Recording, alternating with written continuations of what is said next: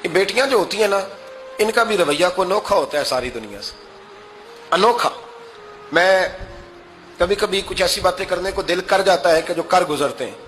एक साहब मुझसे एक दिन कहने लगा, हज़रत साहब बड़ी मुश्किल में हूं और इतना कठिन वक्त आ गया कि कोई हाल ही नहीं। मैंने उनसे कहा कि अपनी अम्मा से दुआ कराओ, मसला ठीक हो जाएगा। मैंने लगा अम्मा तो इंतकाल कर गई, तो मैंने कहा बहन से दुआ कराओ। कहने लगा बहन दूर रहती है, तो मैंने कहा फिर बेटी से करा लो। आप यकीन करें, अल्लाह के घर में बैठा हूं, रमजान का महीना मुझे 30 दिन मिला।